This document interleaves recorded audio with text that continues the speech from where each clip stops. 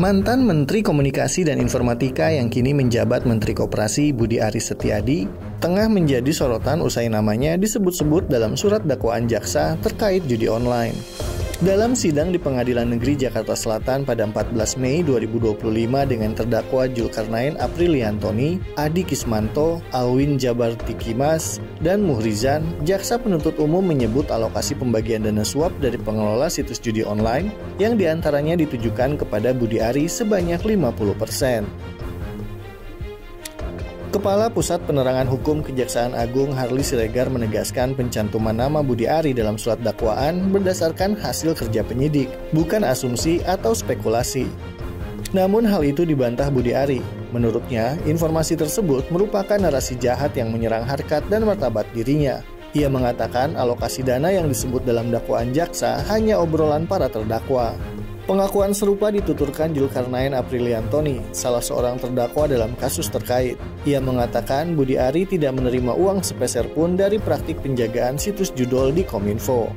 Polemik tersebut turut direspon Mahfud MD, mantan Menteri Koordinator Bidang Politik, Hukum, dan Keamanan. Dalam siniar yang diunggah di saluran YouTube Mahfud MD Official, ia menduga keras Budi Aris terlibat kuat dalam kasus tersebut.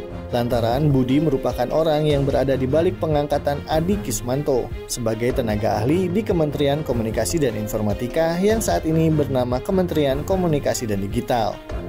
Kini Adi Kismanto sudah dinyatakan sebagai tersangka dalam kasus situs judi online. Adi berperan sebagai koordinator sejumlah pegawai Kementerian Komdigi agar tidak memblokir situs judol yang sudah memberikan setoran uang.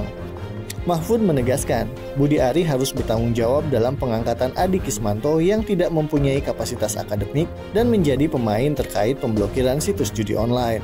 Berarti dia harus bertanggung jawab. Dia mengangkat orang yang hanya karena mengaku ditempatkan di sesuatu lalu melakukan kejahatan. Patut diduga, kalau saya malah diduga keras bahwa Budi Aris itu terlibat di situ. Diduga keras ya?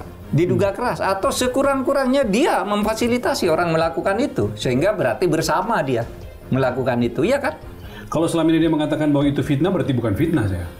Bukan fitnah dong, bukan fitnah karena kesimpulan orang bahwa dia melakukan itu tuh muncul dari pemberitaan ketika digebet, muncul di sidang DPR ketika Menkom Digi Bu Mutia ya? Iya, Mutia Hafid. Mutia Hafid raker muncul di situ.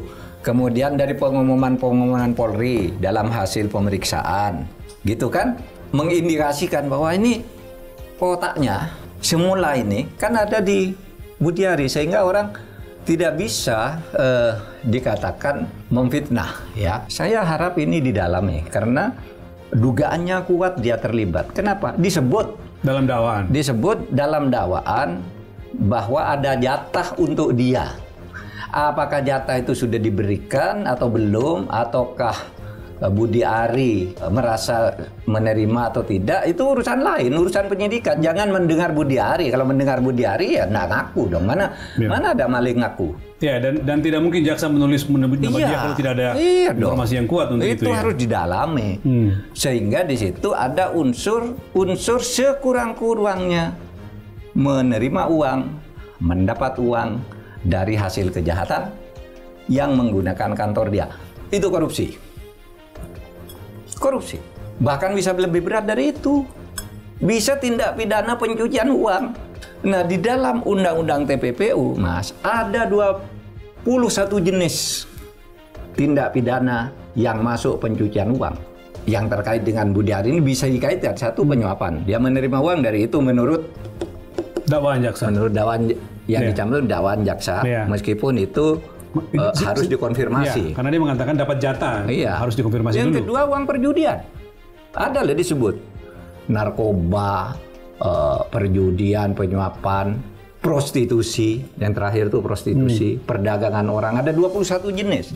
Sehingga ini sebenarnya kalau polisi maupun jaksa mau bersungguh-sungguh, tidak sulit. Hukuman Budi Aris bisa jauh lebih besar. Oh, bisa jauh lebih besar. Bisa seumur hidup itu. Kalau betul dia terbukti, Pak, ya? Iya, bisa seumur hidup. Dan seumur hidup itu berat karena tidak bisa diremisi. Kalau dihukum tertinggi korupsi misalnya 20 tahun kan, ya bisa diremisi tiap tahun sampai 20 ya, tinggal 12 lah baru keluar.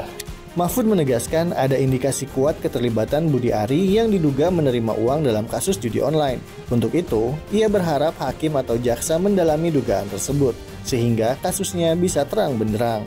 Namun harapan itu terhalang oleh rivalitas kejaksaan dan kepolisian yang membuat penegakan hukum di Republik ini menjadi runyam.